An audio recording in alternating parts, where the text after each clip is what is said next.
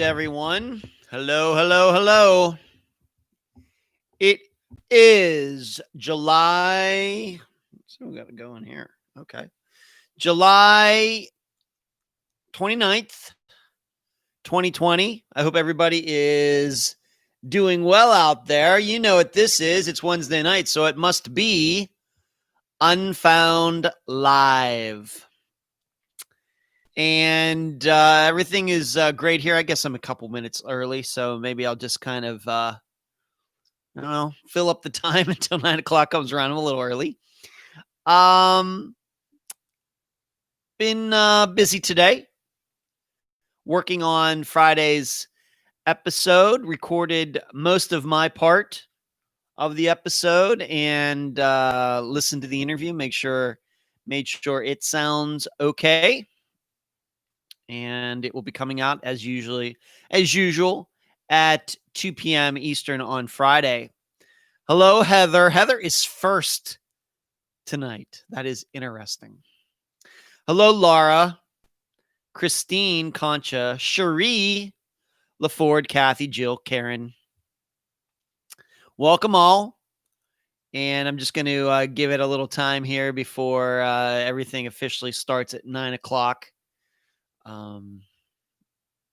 But everything's good. What are we going to be doing tonight? Got some questions to answer, and got a story to tell you. This will be relevant to anybody who follows my personal page on Facebook and what I've been doing every day so far this week, and that I will continue to do through my birthday on Saturday. But I'm going to pick out a specific story that I alluded to during today's post that I want to pass along to all of you, because it's a great story. It is certainly a Las Vegas story that I want to tell all of you tonight. It has, of course, nothing to do with true crime, but that on this live show, we usually, of course, stray off into some other areas of interest as long as they are PG. So it shouldn't surprise you maybe that I'm going to be telling a non-true crime, non-missing persons story at some point tonight. Hello, Jasmine. Tamara, hi from Australia. Said it's been a while, still trying to catch up as I've been missing Unfound a bit over the last few months with COVID. Well, I'm sorry to hear that, Tamara. Sorry to hear that you have been missing the program. The episodes will be there when you're ready. Yes, it is Unfound time, Valerie. Cherie says, interesting how they're in laughs. Yeah. Mandy, Darlene, that's Darlene, you must be new. I don't, maybe you've tuned in before, but I think I would remember that spelling of your name. And you might be a new person to the live show, maybe. Way to say usually late. That's kind of what I meant, Heather. Anne, Rosalie, Joyce. Hello, Joyce, Vegas girl. Vegas girl says, can I ask for a favor, kind of off topic? You can ask, Vegas. Karen, hello from Toronto. I know Toronto pretty well, Karen. I've been through there many times. Going from Buffalo across the Peace Bridge up to Rice Lake. My family has been going up to Rice Lake since the 1970s. Last time I was there was last September. And so before they created that toll road way north of Toronto, we had to go, of course, straight through Toronto, which was, of course, traffic jam. But now they have that way to get around it. And I'm really glad you Canadians did that for us. But I know Toronto very well, or Toronto, depending on if you're Canadian or American. Hello, Talia. No worries. I answered to both. I did. Okay. Thank you. It's good fishing sometimes, Karen. It was not good fishing last September up at Rice Lake. I for whatever reason. So this is the live show. If you are new, if you are watching for the first time tonight. What we do here is it's a little more laid back than most of the other things we do for Unfound. This is an opportunity for the viewers to interact with me. I get to interact with them. They get to ask me questions. I try to answer them. To my left, I have an agenda that I bring to you every Wednesday night, things that I want to talk about, some questions that have already been sent to me that people want me to answer. And it's a little, like I said, I keep using the word potpourri of different things, most of it being missing person or true crime information or news, something like that. But a lot of the questions that I get and some are not true crime questions. And sometimes some of the topics that I bring up have nothing to do with true crime at all. It just depends. But of course, these shows usually they started out to be about an hour long, but now I think the last year they've been like an hour and 45 minutes long. That's just the way it goes. But this is the Unfound Live Show where we, like I said, just a little more laid back. Vegas girls, can you keep me in my family in your prayers? I lost my grandma on Monday morning. We were flying out this weekend. Very sorry to hear that, Vegas girl. Very, very sorry to hear that. So where are you flying to? And be careful with flying to these days. I'm very sorry to hear that. Where will you be flying to, Vegas girl? Darlene. It's actually Darlene. Darlene. Okay, Darlene. Darlene. That's funny. Okay. Like Darlene. Hello, Darlene. Okay. Paula. Cherie says, starting to like your hair, Ed. Oh, just starting now, Cherie. Just starting now. Okay. As you're watching the video tonight, I hope that you will give it the thumbs up. Please give it a like. That helps out for when people go to YouTube and do searches for true crime videos. The more likes we get for the video, it makes it more likely that these Unfound live shows will pop up for people who have not watched it before. So once again, if you could do it right at this second, that'd be great. But whether you're on your phone, a laptop, a tablet, iPad, please find a way to like this video over the next probably hour and a half.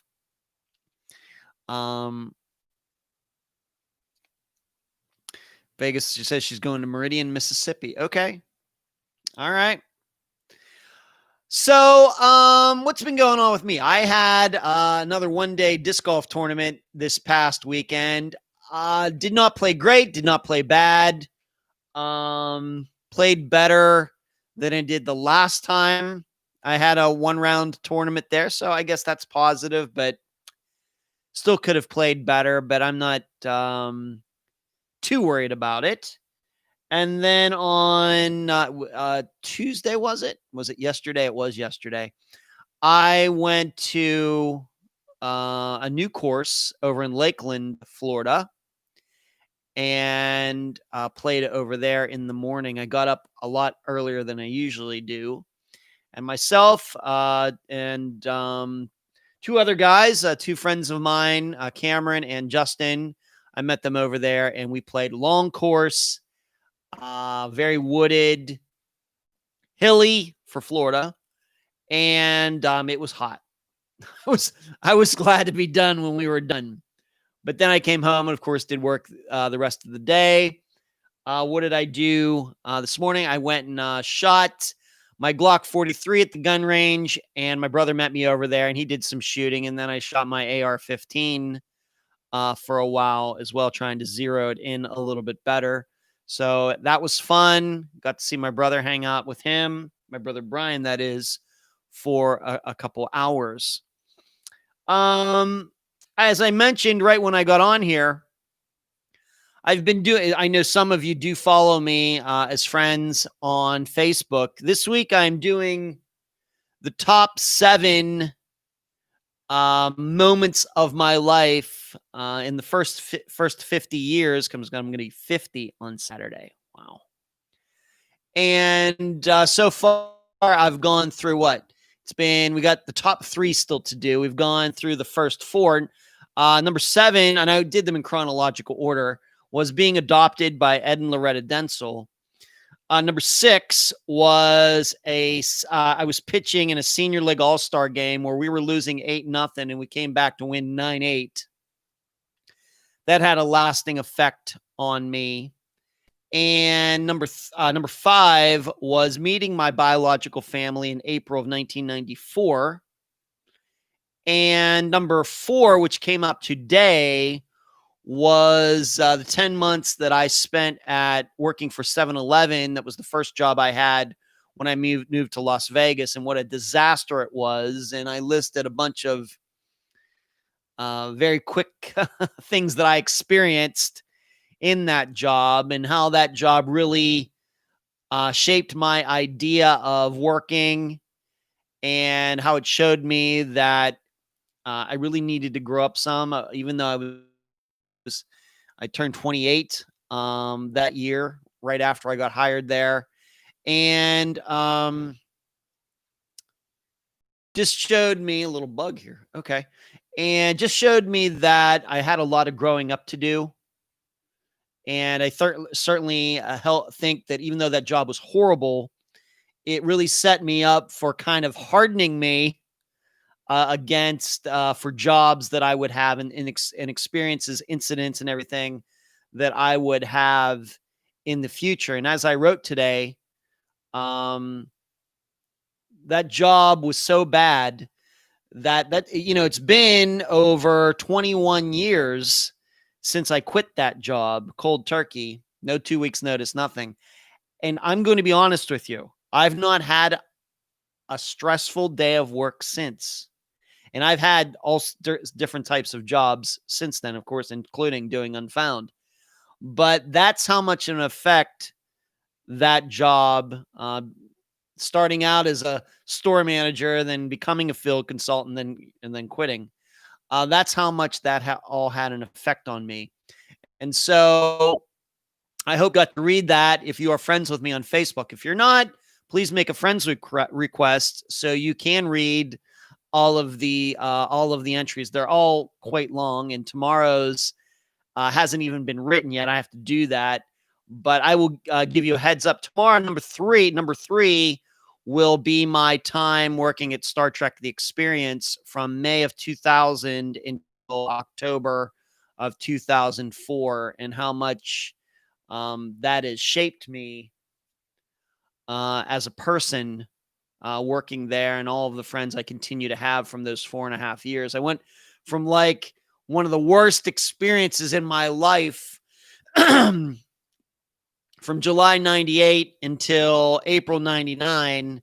And then like a year later in May 2000, I started one of the best experiences of my life that I had for 4.5 years. And I'll be writing about that tomorrow, even though I haven't written it yet. So I got to get on that. But thank you, Talia. Mandy says, thank you for saying them. I don't have Facebook. Okay.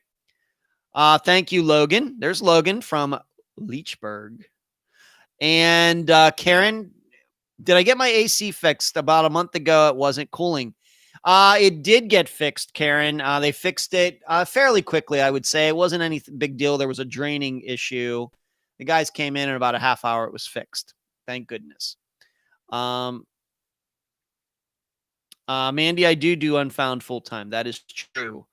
Twinkle says, stressful jobs certainly give us incentive to find our passion. Valerie's just requested, didn't know you had a Facebook. I do. So thank you for doing that. Thank you for doing that, Valerie.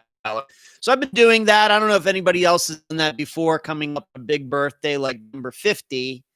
But I thought I could do that and give some more insight into myself and a lot of the experiences that have shaped me in these years. So today was all about the bad things that happened and bizarre things that happened while I was at 7-Eleven. And tomorrow will be all of the great things that happened while I was at Star Trek. And I'm going to tell you all a 7-Eleven story later in this live show. Something I just touched upon today in talking about 7-Eleven, but I will give all of you the complete story tonight. I don't know how long it's going to, it won't take that long to tell you it, but I want to tell all of you it. So, because we are on this live show. So those are some of the things that are going on with me. I don't have any special plans for my birthday. I mean, how could I, given everything with coronavirus, COVID-19, whatever we're calling it now.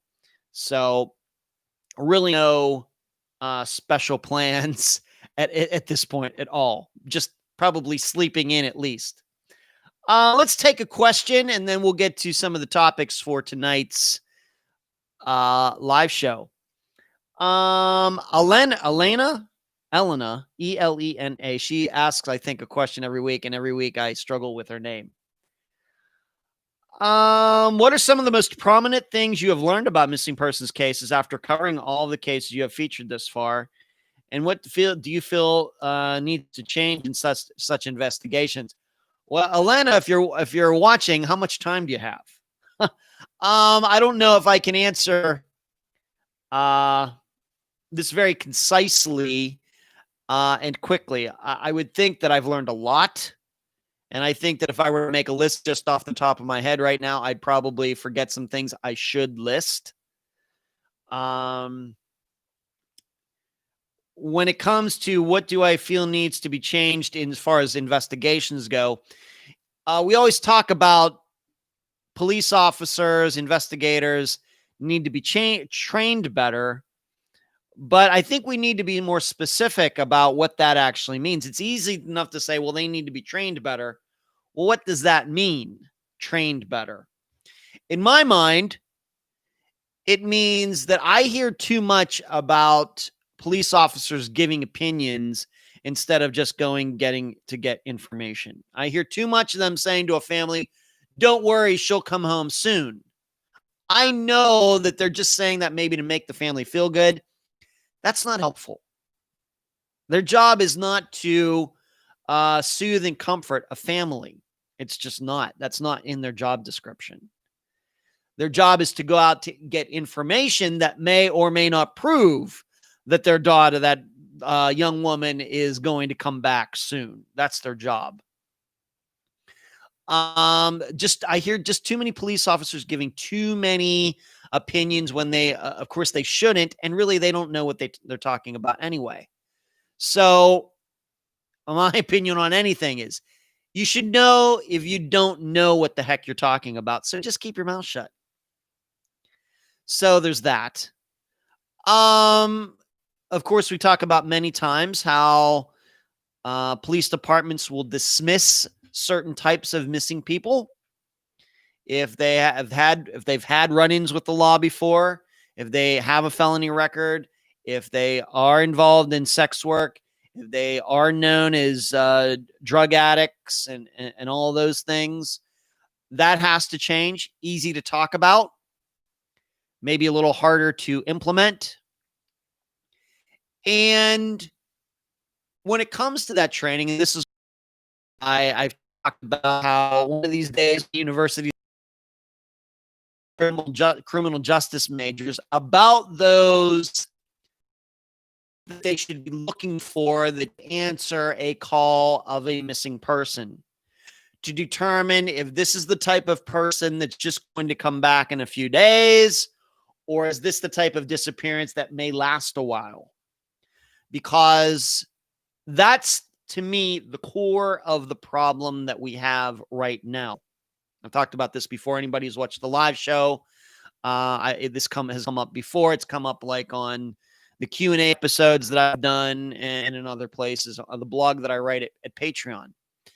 Right now, as far as I can tell, there's no way when a police officer investigator shows up at a family's door and they've called, hey, our daughter is missing. There's no way right now, from an experience point of view, that a police officer can tell the difference between the feeling that somebody's going to be missing for a while, or that person is going to be found or come back in a few days. And that's tough because the experience that most police officers have is that most missing people come back in a few days. So they keep answering those types of calls, and then they get in mind, well, all missing people always come back very quickly. What does that cause? It causes them to get a little lazy. And then all of a sudden you have somebody who doesn't come back right away, and then they don't know what the heck to do. And my opinion is that is the reason that some of these disappearances last a lot longer than they should, why they're not solved more quickly, even if there is no foul play. That's my opinion. And we just need to work on that.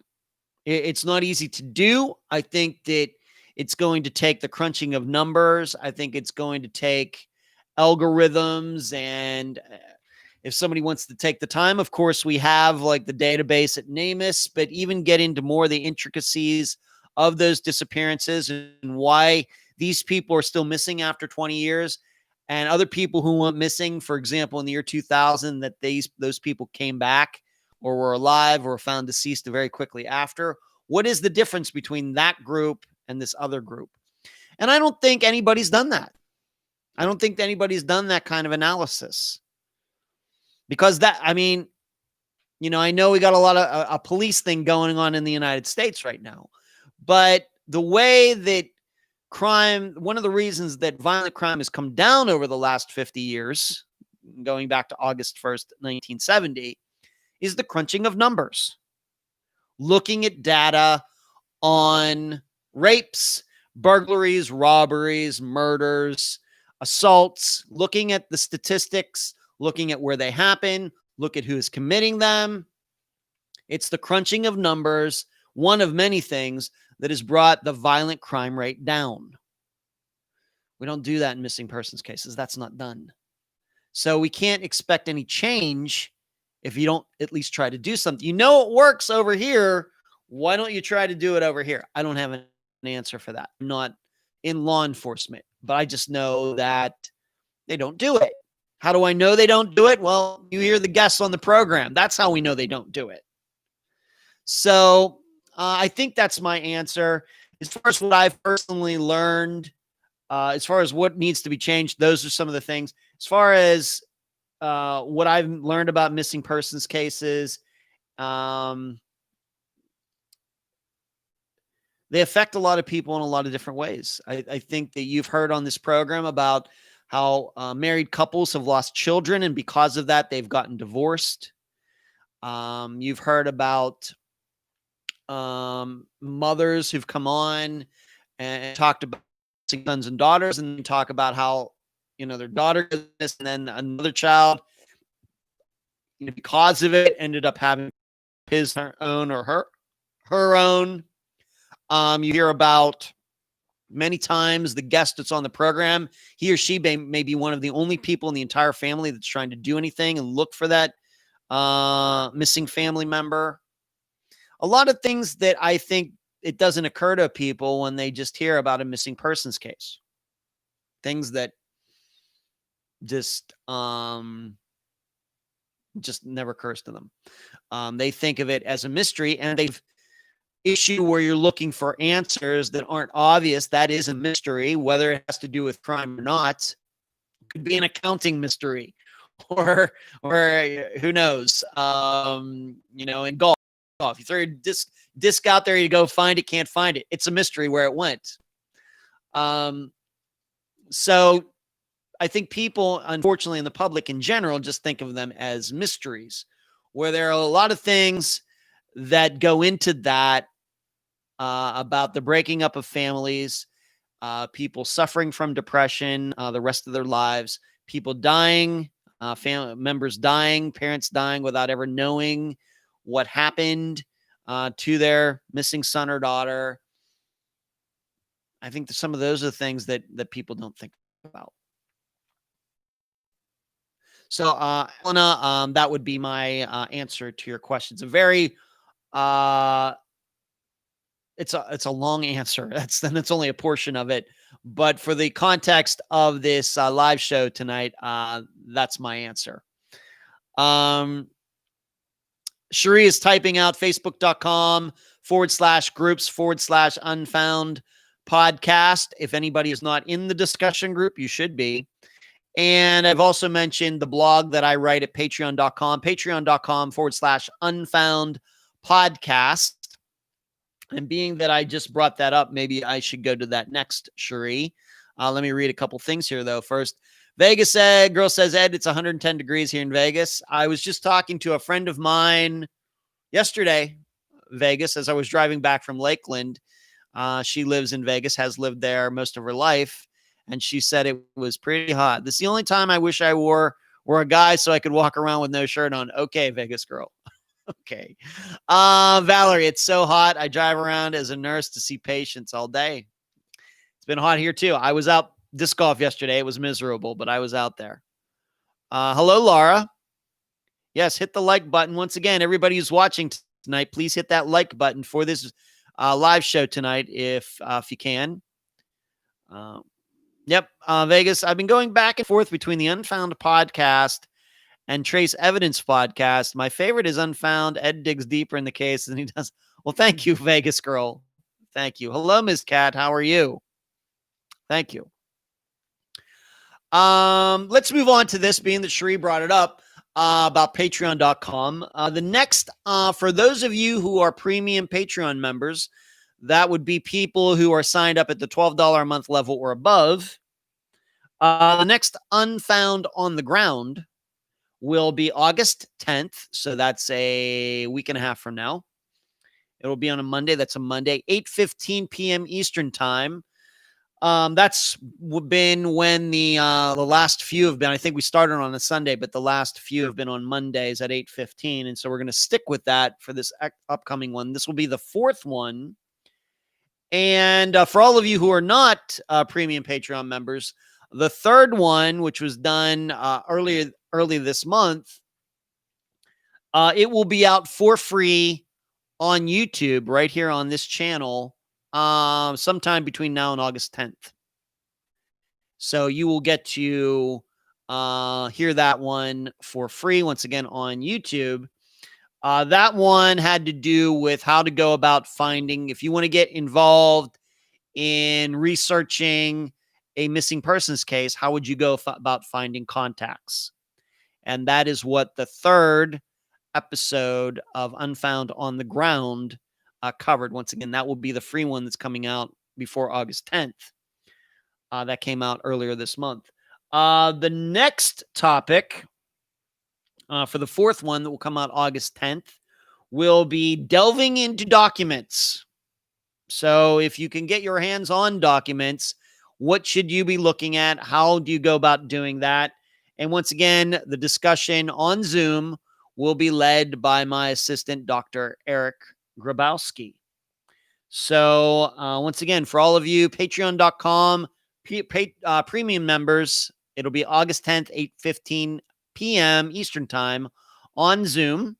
And for people who aren't able to get that one that comes out August 10th will be available shortly before the fifth one comes out, I guess sometime in September. But the third one will be out for free once again within the next week and a half. And I deeply appreciate Eric conducting those. And I think that program is going very well. I don't take any part in it. I've listened, of course, live to every one of them, but I don't do any speaking or talking or asking questions or anything. I stay way in the background. This is Eric's thing. All I do is observe, and then we talk about the episodes afterwards, giving him critiques, just talk about some of the things that came up in that episode. Okay. So Unfound on the Ground, patreon.com/Unfound Podcast. If you'd like to take part in that live when it happens. Also, when you sign up as a premium Patreon member, you get the Unfound Think Tank, which I'll be talking about in a moment. And that happens on Sunday evenings at 7 p.m. Eastern. That is hosted by myself. We usually have a small group, somewhere between 10 and 15 people, where we get in depth regarding the disappearance for that week. Of course, this past week, we got very much out into the snow-covered tundra of Alaska in the disappearance of Jackie Bucky Letney, getting into the particulars about the letters, the envelopes, what High Grade had to say, etc. And I'll be telling you about this coming Friday's episode before we are done tonight. But that's what we do on the Unfound Think Tank. We all get together and we think. But to do that, you have to be a Patreon member, patreon.com/Unfound Podcast, and sign up for $12 a month or more. For everybody else, that's a little too rich for your blood, totally understandable.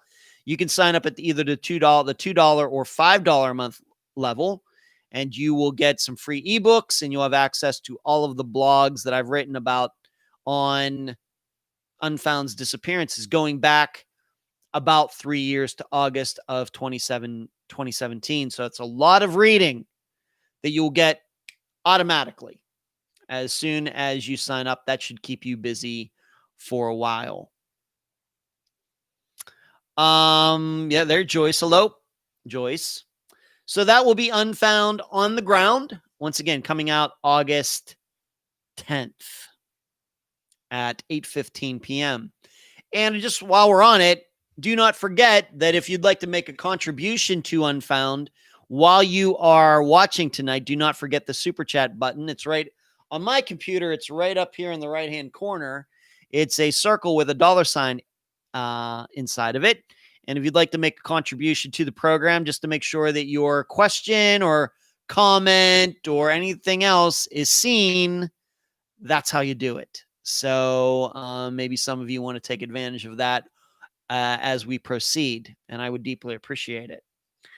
Next, let's go to, being that I just mentioned it, the think tank. Want to talk about the Letney poll. If you don't know, in the discussion group on Facebook, the day after the episode comes out, I always post a poll in the group. And it's just to get on. I realize maybe a lot of people, when I post it, haven't even listened to the episode yet, but people can then listen to the episode later and come back to the poll and vote. I like to get people's opinions. I want to hear what their feeling is. It's very important, I think, to the process of thinking outside the box in some of these disappearances that we cover. I think some of them, of course, are very straightforward, and some of them aren't so straightforward. And so I put that poll in there. I tried to give a nice selection of choices. Unfortunately, sometimes it's just yes or no or maybe. Yeah, but this past poll for Bucky Letney, I gave, I think, about 4 different choices about what you believe happened to him, and you had to pick one. And the most popular choice was that Bucky was not murdered. Something that he probably did walk off into the harsh winter of Alaska, and something happened to him there. I'm not convinced that there are too many people who think that he was murdered. Of course, it's very possible that he might have overdosed and somebody covered it up. But regarding the poll, after listening to the interview, it just a majority of you are not too convinced that there was foul play. Of course, there could be, and that's kind of the way it was in the think tank as well. Some people thought that it was a little mixed. It was like half and half. I will tell you that, being that we don't know High Grade's real name all these years later, and then if you saw like the next day, Connie, Bucky's daughter, who was the guest for the episode, she sent me a picture of the letter that High Grade sent to her grandmother, Bucky's mother, something I did not have before the episode came out. Here, her ex-husband had it for some reason. I don't know why, but he sent her the envelope and the letter. And High Grade was saying that Bucky was not with him when he disappeared. Actually, he was 14 miles away outside of Boundary with some guy named L. Abrams, who was an arsonist, allegedly. And my feeling is that you start mixing in a guy who you don't know his real name, all you have is a nickname, and then possibly that Bucky was hanging out with an arsonist who was wanted in a variety of states. If it's true, then it certainly does raise the possibility that something of a foul play nature did happen. I will admit that's kind of the way I'm leaning in it, but I have no proof of that. It's just when you start getting those types of people together, I think it's more likely that foul play is involved. But it very well could be that El's telling the truth, that he did walk off from somewhere and just never came back. And it was just the elements.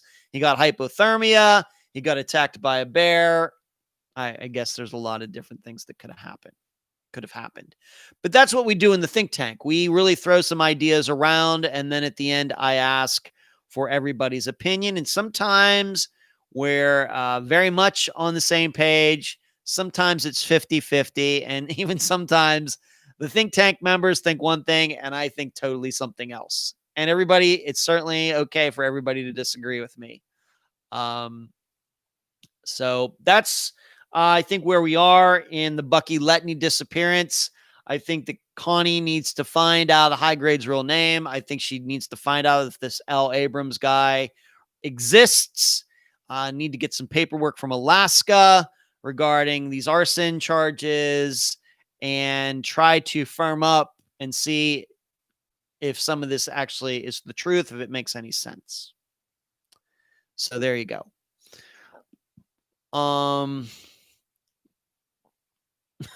Vegas Girl says, I like true crime stories. My honey doesn't like it, though. He thinks I'm watching to get an idea on how to off him and get away with it. Well, if anything we've learned on Unfound, that certainly can be done. There's certainly a lot of suspects who are walking around out there, free men and women who we think should be behind bars, even though all we have is circumstantial evidence.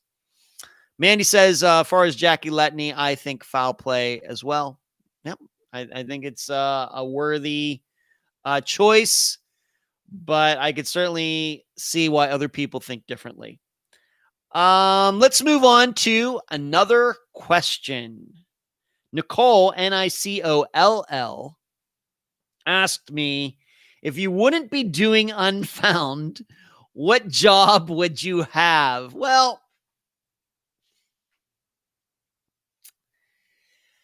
there's two ways you can answer this. This is like your dream job, and then there is more realistic job. I guess is the way I look at it. It's two ways you can answer it. I would admit that I guess first of all, I do have a music background. I know I don't talk about it much, but I started playing the piano at the age of 5 years old. I didn't have any choice. My mother was a piano teacher, and I took piano lessons the whole way up through graduating high school. I played piano in college at some talent shows and accompanying some singers who had to do recitals and things like that. And I actually owned a piano at my old place down in Madeira Beach, but I had to sell it when I moved into this place because I couldn't move a piano up to the 8th floor. And nobody would hear it anyway. But I got to say, is it too weird of me to say rock star? I do have a music background. I do have a performance background. I guess I got the hair now. So from a dream, dreamy. And of course, I've talked about my musical taste and everything. Of course, being that who I am, I wouldn't get into all the craziness of the drugs and alcohol and everything that goes along with that. And there are many Of course, rock and rollers who don't get into that. Of course, Gene Simmons from Kiss, he doesn't do drugs, he doesn't drink. Ted Nugent is the same way. So there are a lot of people who've gotten into it that don't become like, who would I want to, Keith Richards, let's just say. So I guess there's that side of it. But from a more realistic, if I wasn't doing Unfound, what would I be doing? I don't know. I really don't know. It's hard. It's really hard for me to say. I've had such a diverse range of jobs over the last 30 years that I don't know. I don't know. Maybe like like not a high school teacher, certainly not. I saw my high school teacher for 30 years. I saw that up close, and I would never do it. He hated it. He took it all. He always brought it home with him, and I had to live with that for many years. But maybe a college professor teaching something. I guess that's why I kind of gravitate toward wanting to go to colleges and talk to criminal justice majors about missing persons cases. But it wouldn't have to be in that. A professor, maybe, I don't know. I've always been interested like in economics, history, things like that. In a more college atmosphere with older students might be more to my liking than dealing with teenagers. Maybe something like that. There are a lot of things, obviously, that I couldn't do. I just have limitations in certain areas. I could be a novelist. I've written some novels, so maybe that. I'm pretty good at writing. So there's that. That might be a little more realistic than being a rock star at 50 years old. But there you go. Nicole, I hope that answers. Dreamy job, rock star, not so dreamy job. Just being able to write some cool novels, maybe mixing in science fiction and, really deep themes. That's probably more realistic, and I have done that. So there you go. Karen, what is my favorite band? Oh, that's an easy answer. Iron Maiden, Karen. It's how much are they my favorite band? Just within the last month, I got an Iron Maiden bedspread for my bed. In fact, I posted the picture on my Facebook page. I've seen them twice, and it's really weird because I really didn't even get into them until I was into my 40s. So weird. I can't explain that. Cherie says, my dream job would be a high-profile criminal attorney, saving the world one case at a time. You'd be on Law and Order, Cherie. That's who you'd be. Okay, that's cool. I think that I probably, my problem, Cherie, with me being any type of attorney is that you have to like wear suits and things, and I don't do that. I can't wear suits and ties. It's too restrictive, too constricting, and the thing, up around, I can't take it. And to think that I would have to do that every day to do my job, just forget it.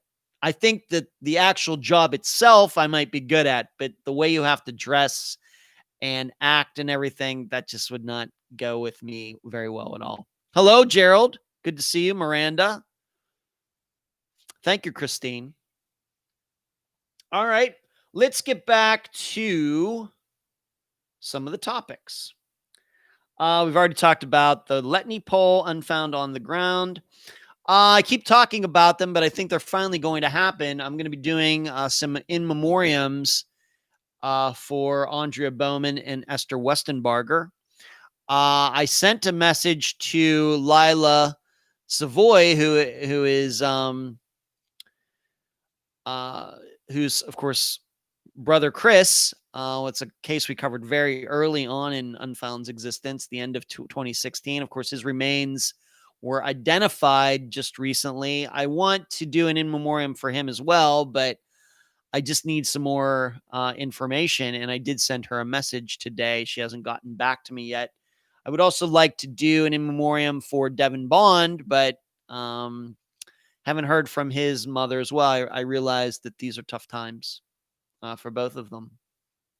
So when I can talk to them a little bit more and realize kind of what I want to say for those in memoriams, then I will do them. In the meantime, I will be putting the in memoriams together for Andrea Boehm and Esther Westenbarger. When, if you don't know what that means, is what I will end up doing is I do a new intro for in memoriams, and then everything stays the same, except there will be new unfound news in there. The original interview will play. So for Esther Westenbarger's, the original interview I did with her daughter, Matilda. And then I will add in a new summary at the end, of course, talking about, of course, in Esther's case, her car being found in that retention pond in Kokomo, Indiana. That's the way the in memoriams usually go. New intro, same introduction, or no, new intro, but the little bit after the music will be from 2017 or whenever. The same summary of the case will be the same. New unfound news, and then new, where do you find unfound? And then the interview, the old interview will play, and then it's new summary afterwards, a new summation. So I will be doing those within the next couple weeks. And that's just because these cases get solved does not mean we forget about these people. We want to memorialize them if we can, if we have the information available to do something like that. Karen says, hey, Ed, I have a question about an older case. What do you think happened to Jason Jorkowski? Wow, that's weird. So I was just talking to somebody about that a couple days ago. That is crazy, Karen. Any movement in that case at all? Not to my knowledge. Karen, as far as the second part. As far as the first part, it's probably one of the, I don't like to use superlatives.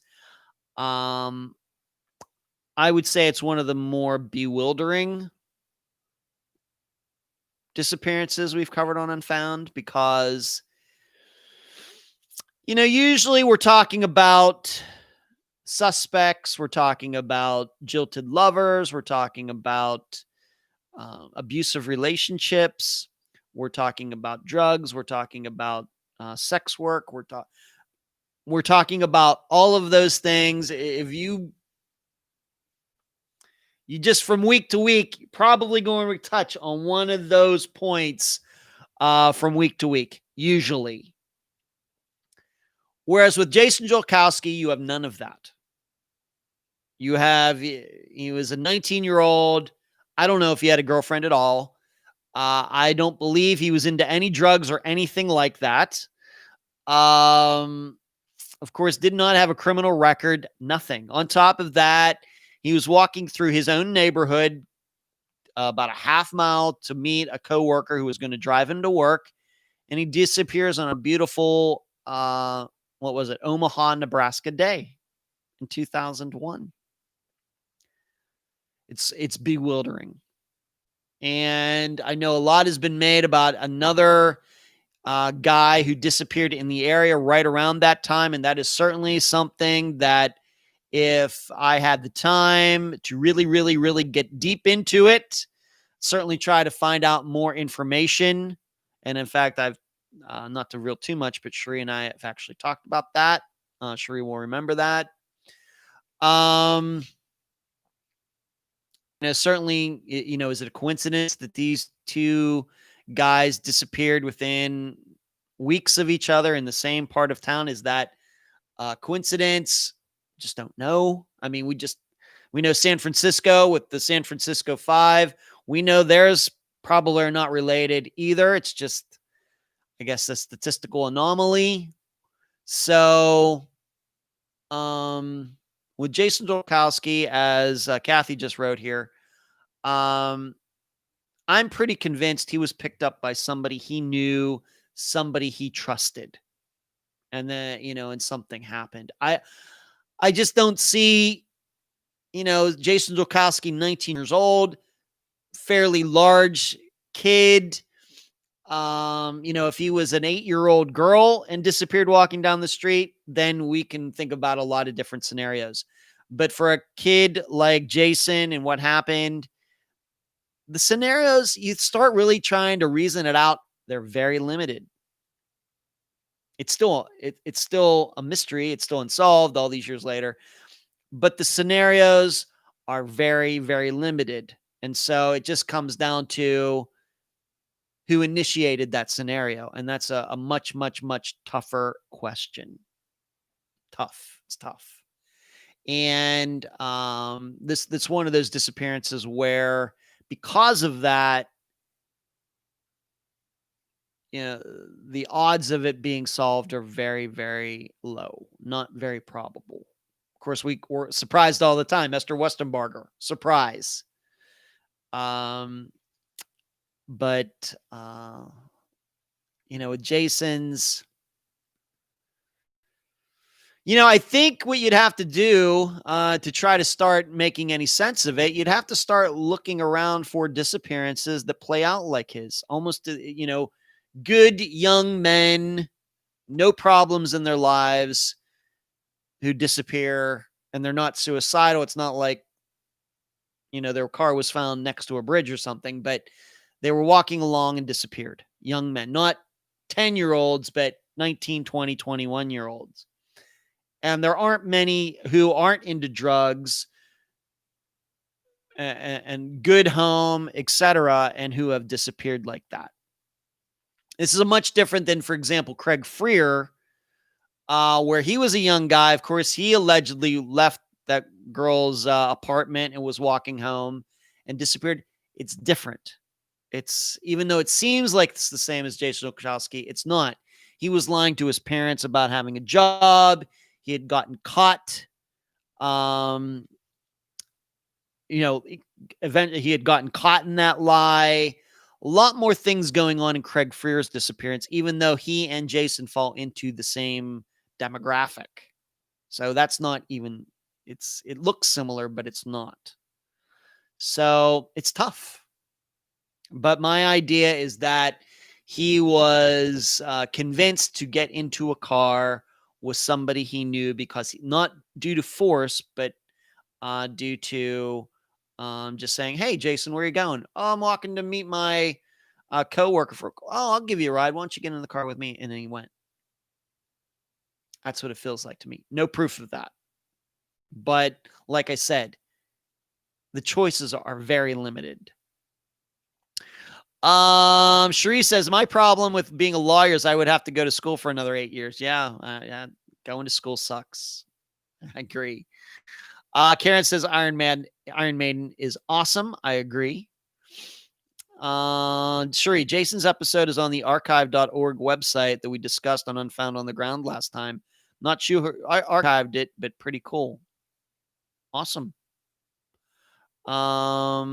Great. Okay. So that's the best I have for you. But it's just tough. It's tough. And it's so tough that we know now that his mother, Kelly, completely shut down Project Jason a couple years ago. That's how tough it's been. Speaking of people who are still missing, Suzanne Morphy, this woman in Colorado who allegedly went out for a bike ride and didn't come back. We're a couple months into that disappearance, and still no answers as to what happened to her. It seems at this point that the husband has been ruled out. I know that a lot of fingers were being pointed at him, a lot of rumors and everything. He's still walking around a free man. But I have no more information on that disappearance than any of you do. But it's one of those ones. It seems like it should get solved very quickly. But here we are a couple months in, and that's a bad sign. Linda Stoltzfus, of course, I did the first Unfound Now on her disappearance. There is a young man in custody. I think I talked about last week, and Shri corrected me on how I'm supposed to say his name. Is that supposed to be Julio, right, Cherie? It looks like Justo, but it's Julio. Am I right about that, Cherie? If you could let me know regarding that. But he is in custody for her disappearance. But her remains have not been found, or she's not been found alive or deceased yet. Erica Lloyd, which is the missing woman I covered for the second Unfound Now. I guess it would be a week and a half ago now. And she is still missing. I haven't seen any new information, any new leads on her disappearance. So we got these somewhat nationally known disappearances that you get the feeling that they're getting cold quickly. And we know how that is. We know. You've been with Unfound for 180 disappearances now and even over 200 episodes. We all know what that looks like. And we don't personally know how it feels, but we know all the signs. We certainly know all the signs at this point. When disappearances start not being in the news as much and police start moving on, media starts moving on, searchers start moving on to other things. And what's left eventually is just the family. And that's, of course, something we talk about a lot during the interviews. The good news, I guess, in Linda's case is they do have someone in custody. And because of that, hopefully they can extract information from this guy as to where she is. Valerie says, my favorite band, hands down, the Beatles. I'm just not a Beatles fan at all. Not at all. Not for 1 second. Just not hard enough for me, Valerie. Not enough, as we would say in the heavy metal biz. Not enough crunch. Need a little more distortion. Stuff like that. Cherie says, Suzanne Morphy's case, the husband has not been officially ruled out by law enforcement. Okay. I got you. I'm sure you're right on that, Cherie. But it did seem that they were really hot on him for a while, and then it just kind of died away. That maybe that's just my perception. That's okay, Touching. You're allowed to forget. You'll just catch it the rest of the beginning of this later. Gerald is saying it sounds like Usto, the silent J. Oh. Usto Smoker is his name. Okay. Pronounced in Spanish, Usto. Thank you, Usto. Kind of like that. Okay. All right. Okay. Usto Smoker is that guy's name. All right. I'm going to remember that. Thank you for pointing that out. Got my Spanish wrong. Twinkle says, love the Rolling Stones. I like the Rolling Stones. I'm not a huge fan of them. I do have a Rolling Stones poster in my condo here. But I'm not over top of the fan. Over the top fan. I've never seen them in concert, and so Miss Cat, heavy metal. Ouch. Yeah, it can be sometimes. It can be a little ouchy sometimes. Cherie likes. It seems like she likes Suzanne Morphy's husband, even though he's not been. Even though he's still walking around a free man. Okay, Cherie. Gerald says, I've been on a Kiss kick lately. Love me some Kiss. I've seen them once back in 2014 with Def Leppard. It was great. I don't know if I'd see them again. I see too many rumors about how they're using recordings and everything, and Paul Stanley's not really singing, and I just don't want to be a part of that. So there you go. Let's answer another question, and then I'm going to tell you my 7-Eleven story. One something that I just touched upon today on the post, but I'm going to tell it to all of you because it's an interesting story. Next question, Shelly. What are some of your goals for your 50th year that you want to share? Well, I think everybody's goals are kind of on hold right now, Shelly. If you're in here, if you're not, that's fine too. It's hard to set goals right now because you just don't know what's going to be open. You don't know what's going to be closed. I had plans to have some of my friends come to Florida over the course of this year and do some things, maybe go to Disney or Universal, etc. And that's kind of been put on hold. Um, you know, granted, you can fly, and granted, some of those places have reopened, but if they're going to fly here, do I really want to take the risk that in flying to see me, that they catch something? And if you go to Disney World, for example, which is only an hour and a half away from me, and I've been there many times, is it going to be that's still that great experience, even though you have to walk around in a mask in 95-degree weather? It just definitely has put a crimp in a lot of things. And so it's tough for me to plan my 50th year because I don't know what the 50th year is going to look like. I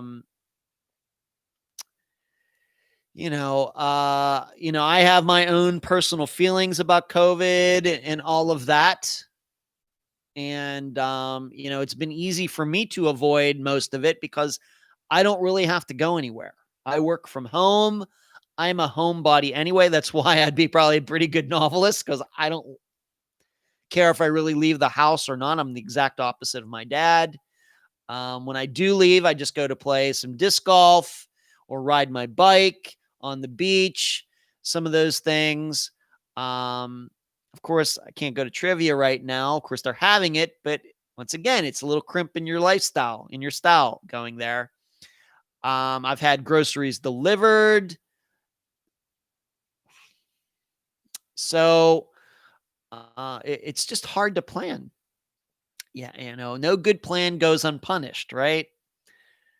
So all I can hope for in my 50th year is that the last, year and a half, really, since my mother died in November 2018, if my 50th year is as good as the last year and a half has been, it'll be fantastic. It'll be great between Unfound and things I've gotten to do. But I think that I just have to keep my expectations low considering everything that's going on.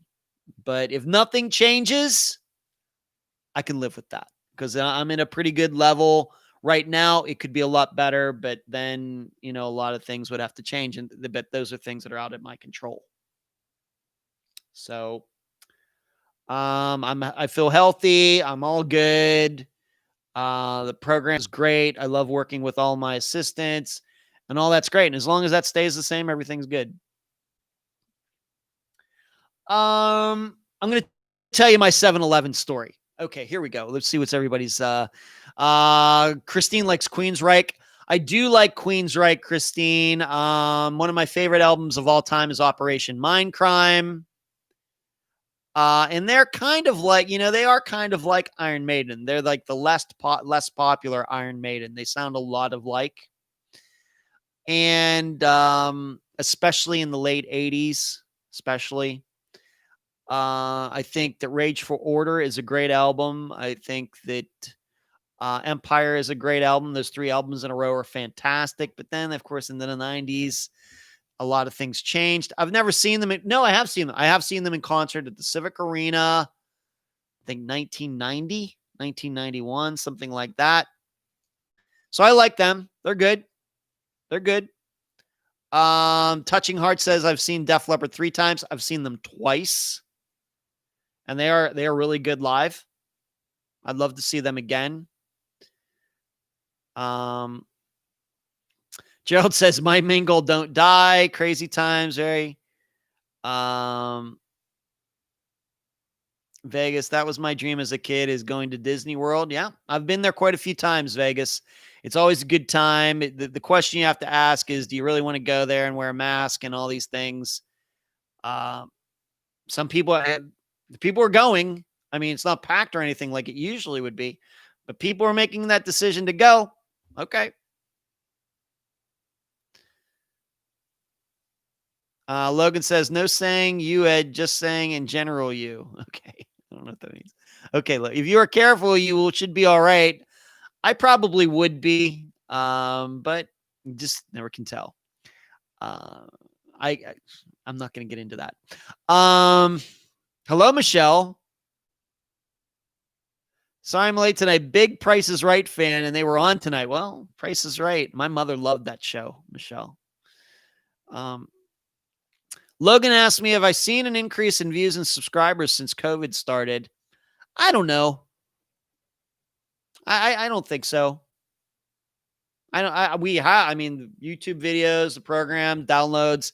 When I do look at that information, which isn't very often, they're fine. I don't get caught up too much in those numbers. It's fine. And I really couldn't tell you what any other podcast is doing regarding their numbers with everything that's going on because I don't pay attention to them. Christine says her birthday is in August. Well, what day, Christine? You got to tell us that. The Civic Arena was amazing, Logan said. I agree, Logan. I agree. Catch him, Eddie Van Halen fan. Ed, I have a Van Halen shirt. Catch him. I just got it within the last couple months. Old school logo from Van Halen 2. Okay. Let me tell you my 7-Eleven story.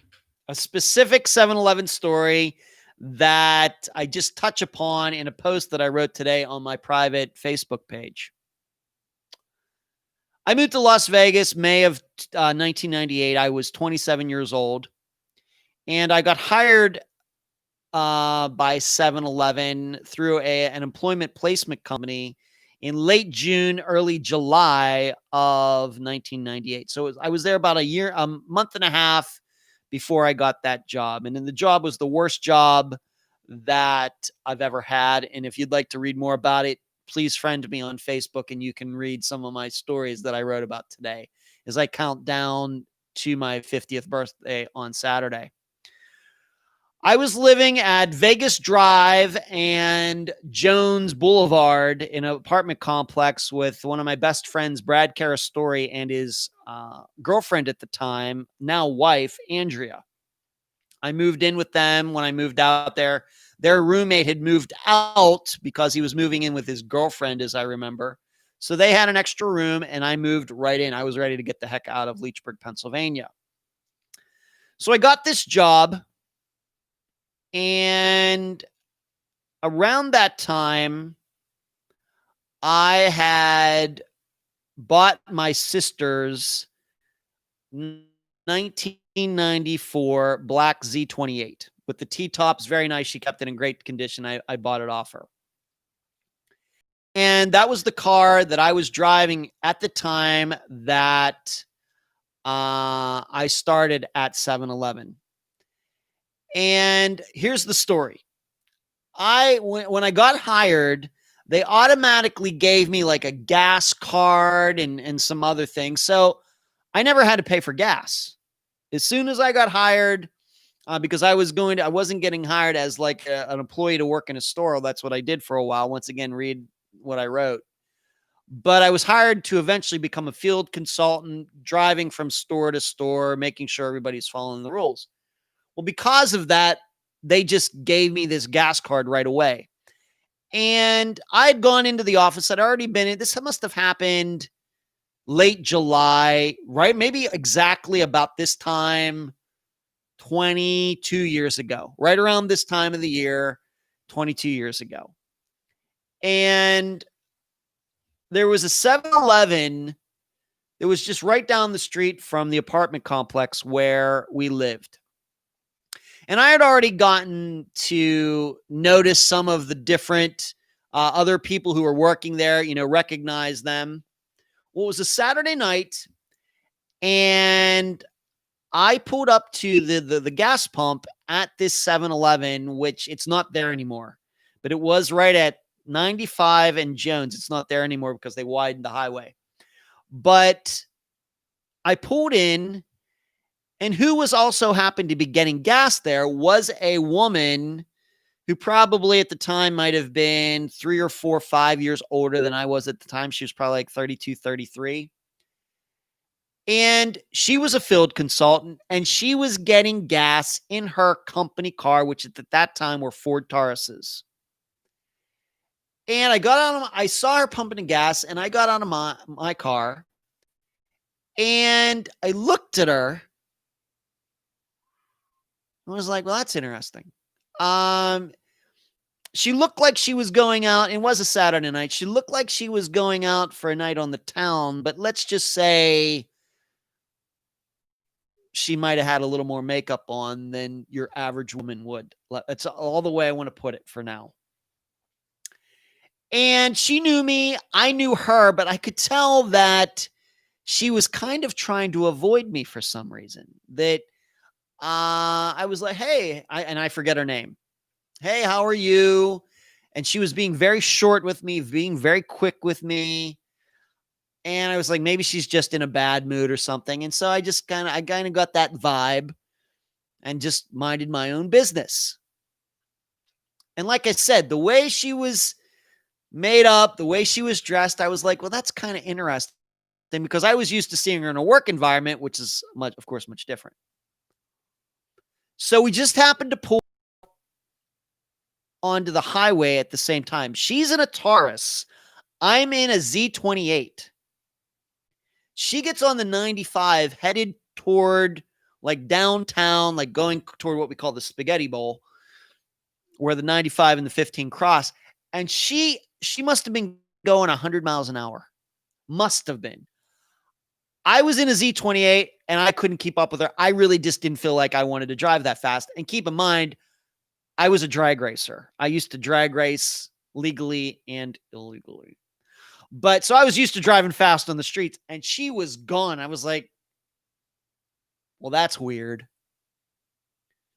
And I really didn't think, just kind of right out of my mind. And then once in a while, I would see her in at the office and I'd just say hi to her. And it was just kind of strayed, right out of my mind. Trust me, I had my own things going on when I worked at 7-Eleven. I couldn't be worrying about being friends with anybody. I was such a disaster. It was crazy. Just craziest job. The worst ever. So, I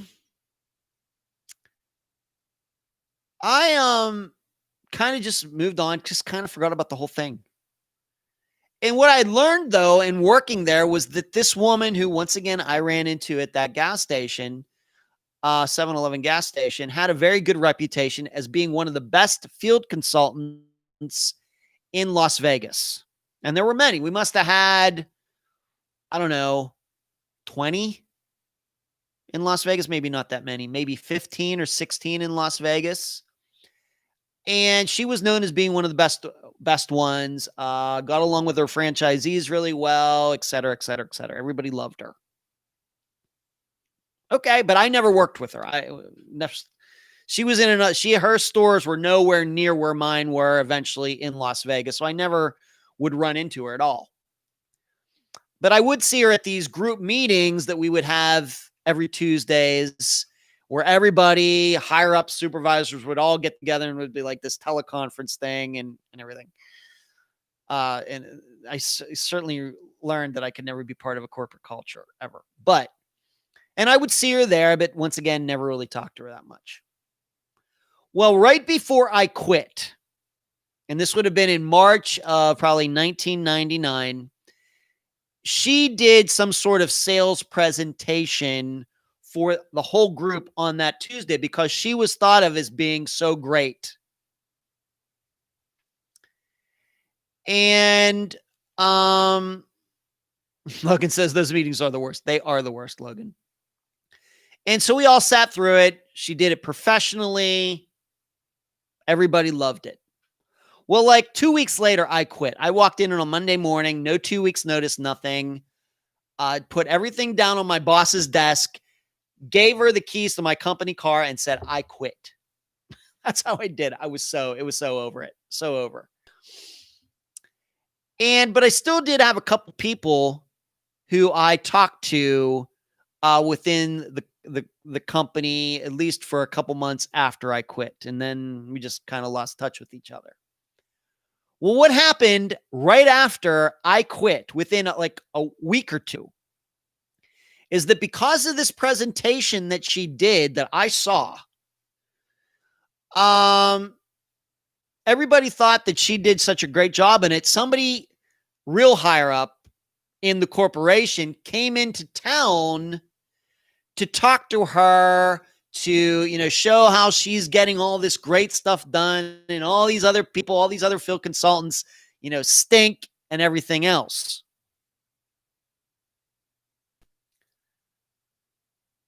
What they found out was that this young woman had not been to her stores in months. Instead, she worked for an escort agency. And those days between like 8 in the morning and 5 in the afternoon, when she was supposed to be going to her stores and getting along with her franchisees and make sure they're following the rules and everything, she was being an escort. And as soon as I found that out, I thought way back to that time that I ran into her on that Saturday night and what she was wearing and how she looked. And I was like, oh, yeah, that's it. Now it suddenly, like, what would it end? 10 months later, it all came back to me. Yeah, you do get a company car if you're a field consultant because you have to do so much driving. Sure, yes, at least at the time. I think they would let you use your own vehicle and they'd give you so many cents per mile, Cherie. But yes, you could get your own vehicle, and I did. In fact, at one time I had the Z28 and the 7-Eleven company car and the Dodge Ram Charger that I drove to Las Vegas when I moved there. I had 3 cars at one time very early on in my Las Vegas existence. Go figure. But they discovered that she had not, all that presentation, total fake. The whole thing was fake. All the numbers, everything fake. Now you may say, why didn't one of those franchisees ever call the corporation to find out where their field consultant was? Those franchisees hated us. That's exactly what they wanted. They never wanted us to show up because when we would show up would be, of course, looking for ways they were cheating the company, on profits and things like that. Because 7-Eleven and its franchisees have some really weird agreement. It's not like McDonald's where you buy a franchise and you run it yourself and everything. 7-Eleven's totally different. And they hated us walking in the door. Hated us. And so these franchisees, they weren't going to rock the boat. That was the best thing that ever happened to them, a field consultant not showing up. The last thing they're going to do is call the corporation to say, where the heck is my field consultant? So she was faking the whole thing. Just faking the whole thing. That was kind of my, once I found that out, it was like, no wonder I hated that job so much, that the people who were actually thought to be doing it well were totally cheating. And I write about that a little bit more, about how much lying and everything I saw while I was there. It was disgusting. And I unfortunately got caught up in it as well. And I started hating myself for it. And that's one of many reasons that I quit. But she was an escort. I don't know what happened to her. I don't remember her name. That was it. I have no idea what happened after that. But the woman who I was friends with, who still worked for the corporation, told me that. And I know she was telling the truth. She wouldn't have lied to me about something like that. But that's one of my Las Vegas 7-Eleven stories. I have so many 7-Eleven stories that are just blow your mind up, bizarre. It was just, my brothers told me, Ed, don't take that job. I ignored them and I lived to regret it. So that is my 7-Eleven story that I just touch upon in the post that I put out today. So there you go for your treat. I love telling that story because it's so good. It's so Vegas. It is so Vegas. Woman seemingly has, a great job that you need a college degree for, everything else, every. And nope, she's faking it. She's actually an escort for some service. And there are many in Vegas. So there you go. That is my story. Let's see what's going on here. Civic Arena, Eddie Van Halen, Price is Right. There you go. There's the story, Logan. Touching. My birthday is August 13th. I have an ex-girlfriend, I think, whose birthday was August 13th. Michelle says, Ed, they are building a 7-Eleven here at our busiest intersection in town. First one here in over 15, 20 years. Yeah. That's interesting, Michelle. Okay. August 20th, Christine. My nephew Charlie's birthday is August 16th. Michelle says, guilty conscience, but I already read your post. There you go. Those meetings are the worst. That's right. Yes, they do give out company cars to field consultants, Cherie. But yep, wow. She was on her way to a house call. That's exactly what she was doing that Saturday night when I saw her, Logan. Exactly. That's why she took off, because she was like, oh no, somebody outside of 7-Eleven saw me dressed like this and everything. Oh crap. Exactly. She was driving a Taurus. Maybe she wanted to drive a C-28. That's why she was being an escort, Sheree. Yeah, probably.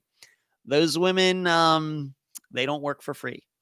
Yeah, they didn't want to see the corporate people, right? Hello, Nina. How are you? Logan says, I used to be a district manager for Sprint franchise, and the story sounds similar. Yeah, it's just crazy. Yeah, Twinkle, a lot of Leos in here. Yep. It's really weird. Of course, I got into a little bit of my private dating life last week, but it is weird that I'm not a big believer in astrology, but it is weird how many women that I've dated who are also Leos. I mean, late July, early August. It is weird.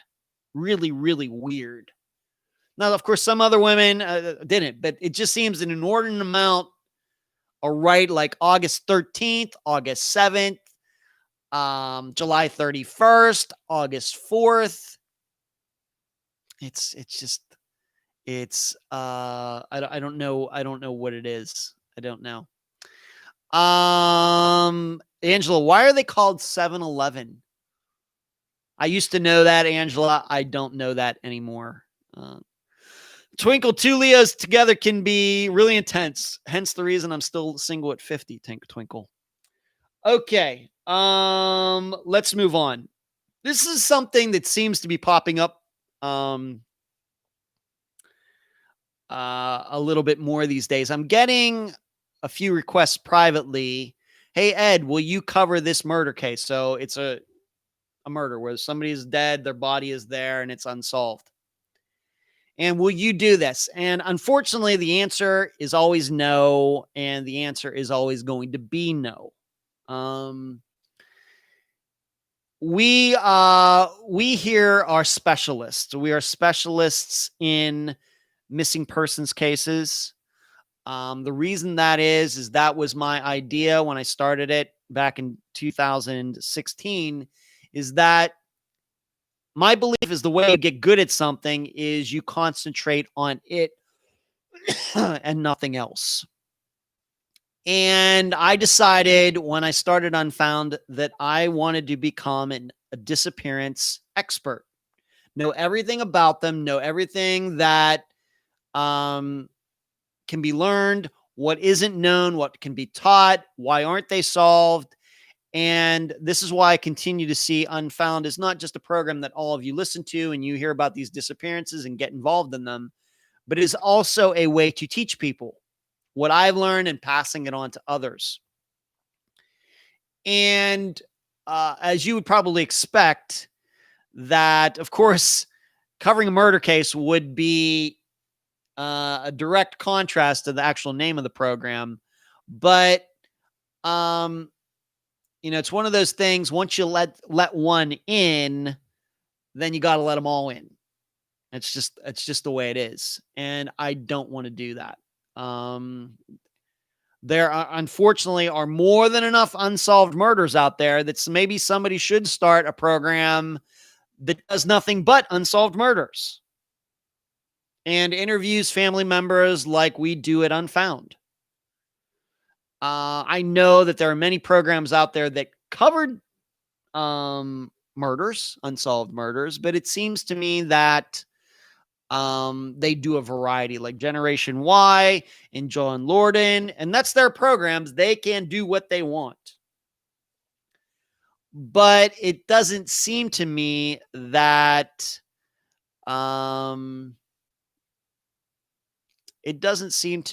there is like a murder, what you would call a specialist out there in podcasting. And once again, I know that there are places, people, programs that cover them, but they certainly don't cover murders the way we cover disappearances. That's what I think I know about that. And certainly there are a lot of unsolved murders out there. Two Leahs together, I go for the areas they put me better. Open 7 days a week, 11 hours a day, right? Well, most places they're open 24 hours. Not here, out here on the beach. There's a 7-Eleven right down this direction. In fact, a couple of them. I don't think they're open 24/7. But in Las Vegas, all of the 7-Elevens were open 24/7. That was one of the problems I had in trying to manage it. Logan says, how about a franchise of Unfound called Unsolved, and you don't have to put the same time into it, but have the branding from Unfound? Well, anything we're going to do it to the best of our ability, which means we're going to have to put time into it, Unfound, and we just don't have the time. I think it's, there are more enough people out there who take an interest in murders that they could start their own program. There's no reason for us to do that. We have our niche, Niche, and that's where we're going to stay. But we just don't do them. When people email me, I do email them back, but I just tell them that's just not something we do. I have told a few of them to search out John Lorden because I know he does do some murders, and I kind of know him and I kind of know what he does. But that's just not something we do, and it's not something we're ever going to do. So that's just the way it is. Angela, but you do missing like Tom Brown, you already crossed over. Yeah, well, you have to remember, Angela, that when we covered Tom Brown, he was missing. His remains had not been found when we covered his disappearance in June 2018. His remains weren't found to January 2019. In addition, when it came to Jolene Matthews with Steve Pankey, he contacted me. He's of course a suspect in her, of course, disappearance. It was a long time disappearance. Then her remains were found, but he contacted me. Otherwise, we wouldn't have done anything. But if a suspect in a murder case wants to be interviewed and is willing to come on and answer any question that I ask, then, as I stated at the time when we did that last October 2019, is I think media-wise, as a journalist, as a reporter, I have to do it. Otherwise, but really, I'm not seeking those opportunities out. I think there's a difference. They come to me, then, okay, well, if I'm going to do it, I'm just going to get to ask you any question I want. If you're not going to do that, that's not acceptable to you, then I'm just not interested. We have enough work to do here. So it was just a different situation. We're not going to seek those opportunities out, though.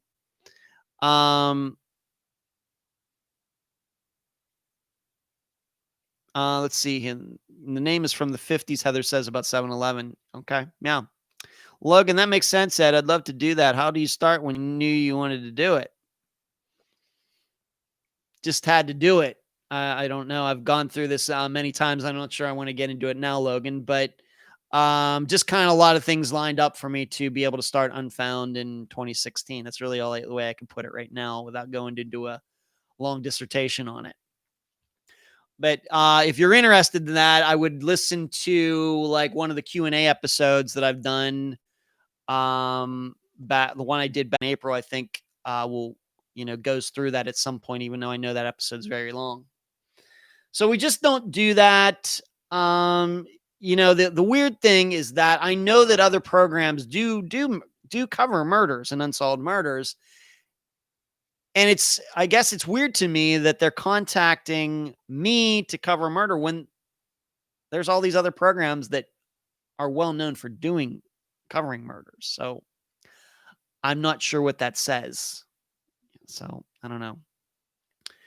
Let's answer the last question of the night, and then we are going to go to going to cover one more news item, and then we'll go to finish this up with the disappearance for this Friday. Sherry asked me, what will I do if a hurricane hits? Right now, Florida is in the cone. There's some tropical storm. I forget the name of it. It's coming up through the Caribbean, and it's supposed to go up through Florida somehow, some way. And what will I do if the hurricane hits? Probably nothing. I will admit, when Hurricane Irma came through here in, was that October or is that September 2018? Was that 2 years ago now? I think it was. I was a little more worried about that because I lived, frankly, at ground level. And if there would have been a storm surge of anything like 5 or 6 or 7 feet, then my place might have gotten flooded. That didn't happen. In fact, the exact opposite happened. The water went out instead of coming in. But if a hurricane comes through here, I'm not really worried about it. In this building, I live on the 8th floor. It's been here since 1986. Seems to be pretty solidly built to me. I'm sure there'll be some power outages and things like that, but I'm not really too worried about it at all. Just not where I live now. Where I used to live, kinda. In fact, I think I took a picture back at the time of how I put everything in boxes and put them real high up in my old place in case there was a flood, and just nothing happened. In fact, Madeira Beach was one of the first places to get their electricity back once the Hurricane Irma kind of went through. Now, it didn't hit us directly, but there were high winds and rain. We got our electricity back like the day after it came through, whereas my brother's place, it took a week and a half. So, but Sherry, I'm not really worried about it at all. Just not worried. Hello, Zebra. Logan, definitely am. I heard the why behind it, just haven't found the how yet. I'm working on my way through all of them and all the shows on Apple Podcasts. Well, thank you, Logan.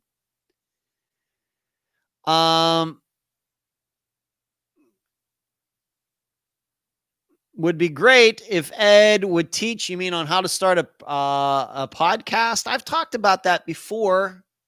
Once again, in some of the Q&A episodes, and I know I've talked about it on here. So I've done that. Mandy says, yes, Irma was 2018, left us without power for a week. Sorry to hear that, Mandy. Heather says, my answer to this question was way better. Yeah, it usually is, Heather. Mandy says, I don't think this one seems too crazy. Well, I guess you never know. I remember Irma back then. Remember, Mandy, they were always talking about that curve, how it was going along Cuba and it was going to go straight up. Man, were they right about that. Whew. I do like to teach people, Logan, that, if I think I know something, yeah, I try to pass the knowledge along. Before we get to the end of the live show, allow me to talk a little bit about this Leila Cavett. I know that my assistant Heather has been following it closely. This mother who was with her son, they're from Dawsonville, Georgia. And somehow she and her son ended up in Miramar, Florida. And her son was a 2-year-old, was found walking around an apartment complex outside. And she was gone. And she had this pickup truck. And the kid was there. And they were able to determine who he was somehow. But she, as far as Heather, maybe you can let me know, she's still missing. But they did find her truck, this huge dually truck that she was driving. How does a woman and her son get from Dawsonville, Georgia to Miramar, Florida, which is way down there near Miami. In fact, we covered a disappearance from Miramar, Florida. And it does seem to me, reading between the lines, that Leila Cavett is her name, that it sounds like she had some things going on. And it does sound to me, I think I read, and I think even Heather told me earlier today that Layla was into drugs, and I just don't know. If this goes for maybe a couple weeks, then I might do an Unfound now on that. Now on it, I think that might be appropriate. But for now, it's very early on. It feels to me like this mother, young woman, had some sort of mental break, maybe due to the drugs, and got very paranoid and thought people were after her and her son. So she jumps in the truck and just driving, just driving, just getting the hell out of Georgia and going somewhere else, thinking that people were after her when they weren't. It kind of feels like that given the distance, but it very well may be that, she got carjacked and some guy carjacked it and, fortunately didn't hurt her son, but maybe did something to her. I guess that's possible. Heather says the way the little boy was identified, her brother saw the post. Well, that was very fortunate, Heather. Heather also says no one knows why she would have been in Florida. Yeah. Michelle says that's also a drug running path too. Yeah. I think that there are quite a few different possibilities right here between her doing some drug running, between having some sort of psychological break, having some bad reaction to drugs, getting carjacked. I think those are all distinct possibilities right now. I know that of course the truck has been found, was found not too long before this live show started tonight. We're just going to have to wait. What would cause her to leave her son somewhere by himself, 2 years old, in an apartment parking lot, and then her taking off if that's what happened? On the other hand, as I like to remind people, mothers do leave their children. I know that's kind of a cliche. Well, a mother would never leave her children. Yes, they do. Some of them. In fact, some of them kill their children. So it's just hard to say right now. I think that right now, we just have to hope that we just have to be happy that 2-year-old was found unharmed, and they'll get him into his family's family's custody very soon. And we just have to hope that Layla is found alive somewhere. And of course, as we know, the longer it goes that she's not found, the less likely that she is still alive. I haven't read that she has any connections to Miramar, Florida, or should be going anywhere and seeing anybody. But when you start hearing about drugs and things like that, then it just opens up so many possibilities. Cherie says, any thoughts on Hannah Potts? Unfortunately, Cherie is going to have to remind me who Hannah Potts is. Don't get me started on Hannah Potts. Okay. I hope they find her safe, Heather. She just sold her small car to get that truck for work. Huh. Well, a dually truck only gets about 10 miles to the gallon, so I wonder what she was hauling. I don't know. Logan, I think the biggest thing that separates Unfound from everything else is actually having a family member on the show. It's just not storytelling anymore for the sake of telling the story.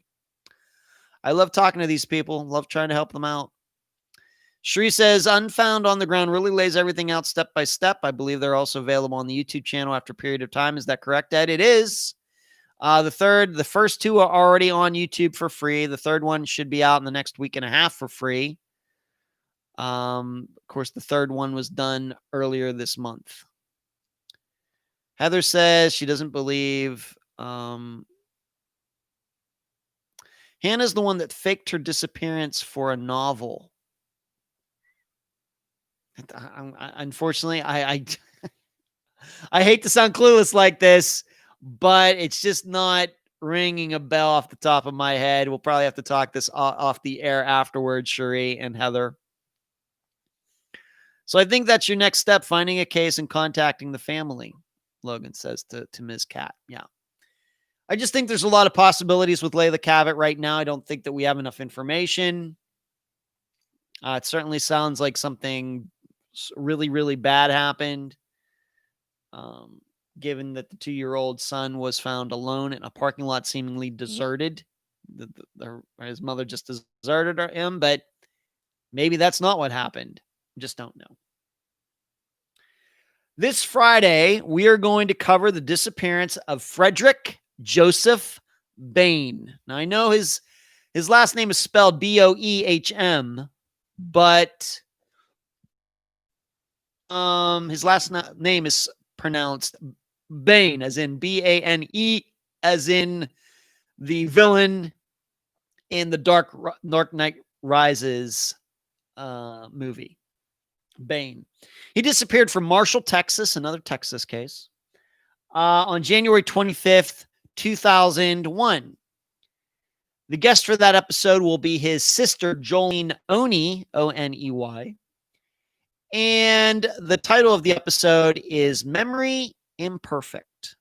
And the reason it's called that is because for the last 19 years, Jolene and the rest of her family have believed that a certain sequence of events happened that led to, they call him Joe, little Joe's disappearance.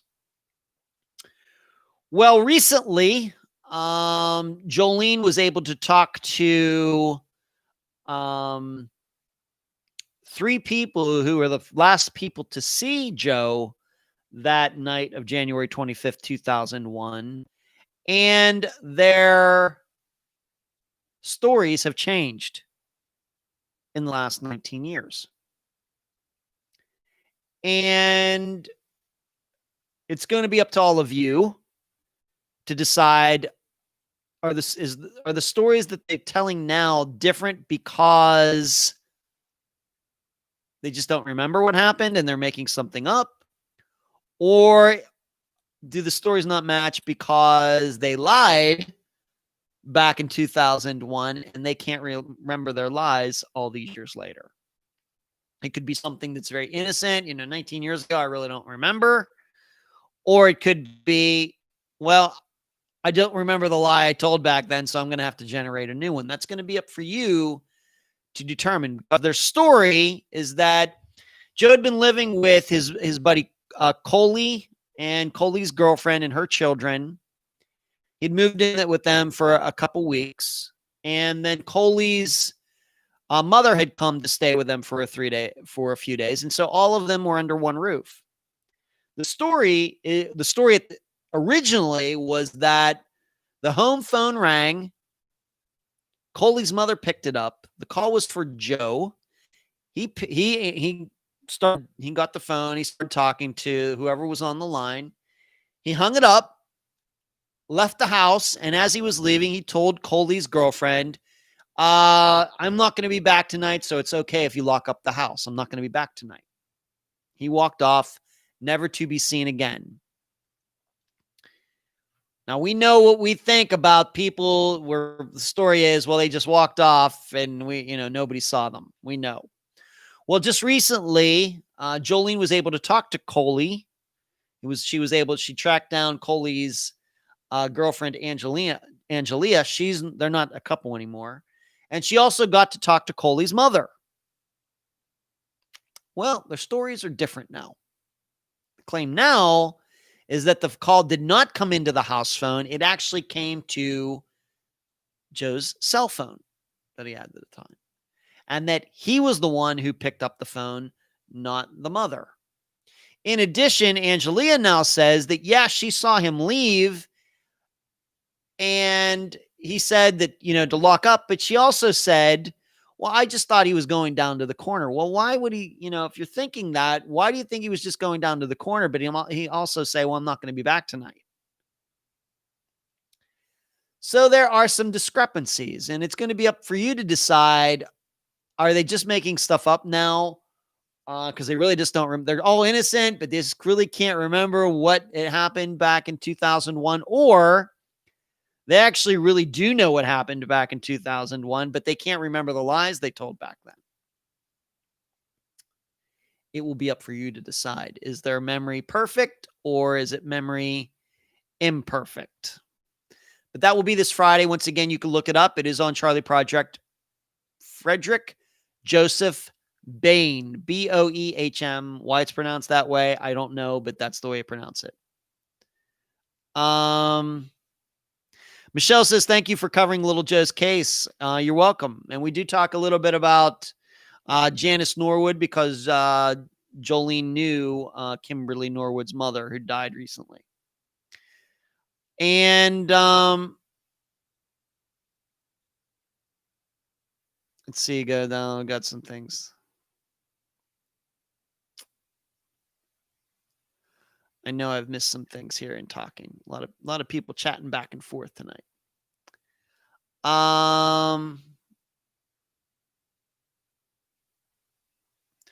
Heather says Hannah posted a live video saying she was abducted by a black man who put her in a trunk. That just does not ring a bell to me.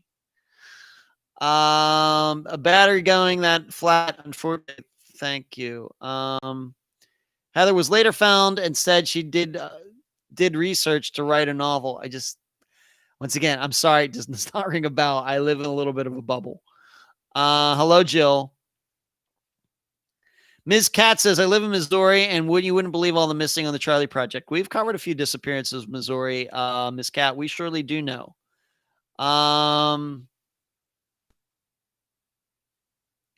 Touching Heart says, Ed, do you ever do a podcast on the disappearance of Patty Adkins in Ohio? She was supposed to go on a vacation. I know that. Yeah, she worked at a Honda plant, right?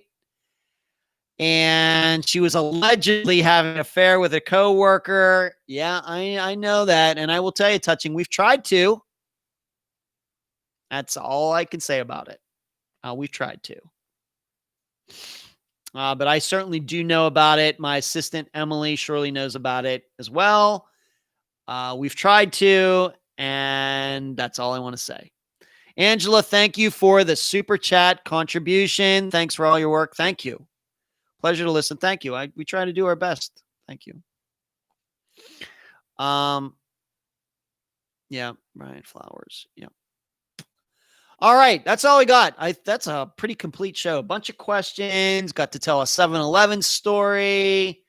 I'm going to be turning 50 on Saturday. And August 1st, 1970 was a Saturday too. So it's like exactly, it's the same day of the week and everything. So, which is kind of cool. But I don't have anything special planned. How could you? How could anybody? So I'll just be doing work. I got a newsletter. Can't forget about that. I got a newsletter to do between now and the end of Saturday too.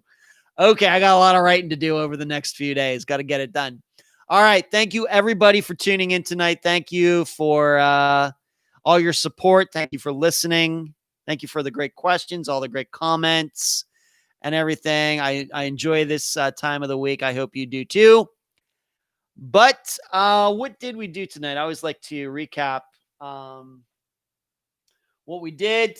Did a little intro about birthday, the gun range today, did some disc golf, Bucky Letney poll, Unfound on the Ground, upcoming in memoriams, some national disappearances, women are still missing, why Unfound only covers disappearances, the disappearance of Leila Cavett, and then previewing Little Joe Bain's disappearance, and took a bunch of questions from all of you. I'm getting out of here. Good night, everyone. Thank you so much. Thank you for the support. And you'll hear me Friday. Good night.